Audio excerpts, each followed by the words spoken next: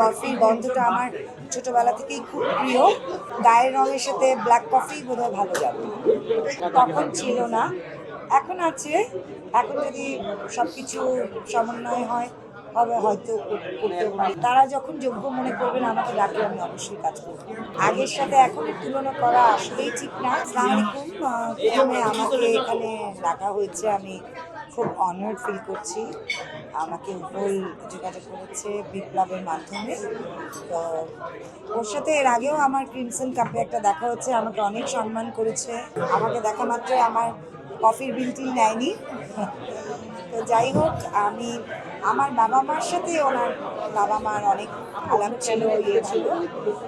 তো ওনারা তো অনেক নামকরা মানুষ দেশের।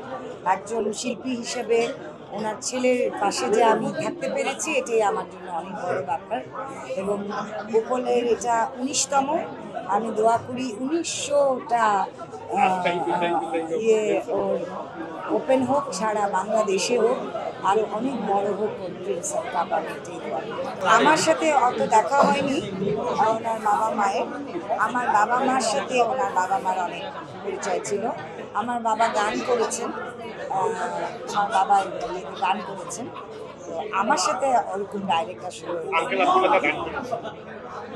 আমার বাবা গান করেছেন ওনার বাবা। সাদিয়া ইসলাম আসলে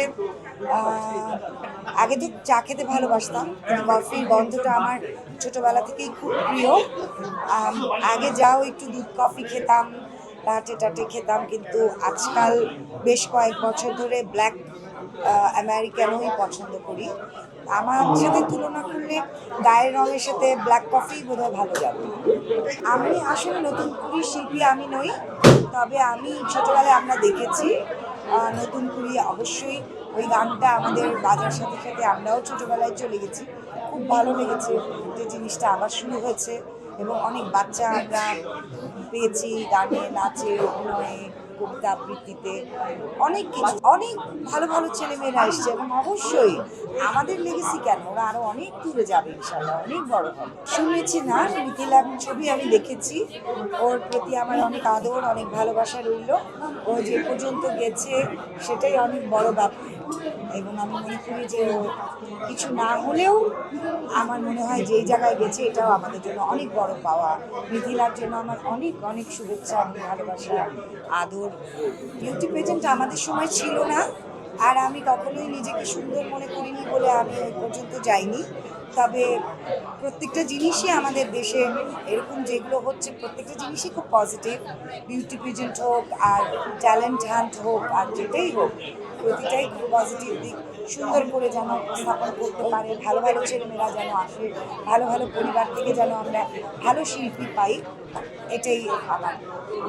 অনেক পরিচালক আছে যাদের সাথে আমি কাজ করিনি, কারণ আমি আসলে বেশিরভাগ তো অ্যাডে কাজ করেছি। তো অ্যাডেও যে এখন যারা সবাই যারা ভালো করছে সবার সাথে যে আমার কাজ হচ্ছে তা না। নাটকেও অনেক ডিরেক্টর আছেন যারা অনেক ভালো কাজ করেন, অনেকের সাথে আমার কাজ করা হয়নি। তারা যখন যোগ্য মনে করবেন আমাকে ডাকলে আমি অবশ্যই কাজ করব। আমি বলবো আমি কৃতজ্ঞ দর্শকের কাছে যে আমার কাজ এখনও তাদের ভালো লাগছে, এবং এটা তো একলা কারোর জন্য না, সবার একটা সম্মিলিত প্রচেষ্টা। আমরা যারা একসাথে কাজ করেছি, যারা তখন ক্যামেরায় ছিলেন, যারা মেকার ছিলেন, যারা জিঙ্গল করেছেন, তাদের প্রত্যেকেরই প্রচেষ্টায় একটা জিনিস সফল হয়।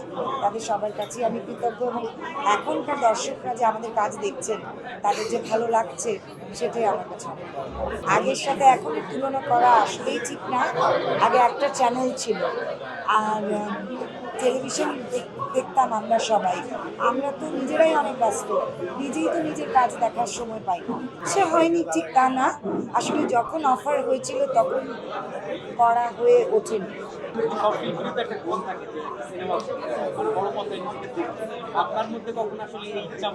তখন ছিল না, এখন আছে। এখন যদি সবকিছু সমন্বয় হয় হবে হয়তো করতেও পারি। ভালো, হ্যাঁ, যদি ওরকম কাজের প্রস্তাব আসে তাহলে অবশ্যই দেখি। হ্যাঁ, অনেক ভালো ভালো ওটিটি দেখেছি, আমাদের দেশে অনেক ভালো ভালো কাজ হচ্ছে, অনেকের কাজ আমার অনেক ভালো লাগে, খুব পছন্দ করছি ওটিটি। ধন্যবাদ সবাইকে। আসসালামু আলাইকুম।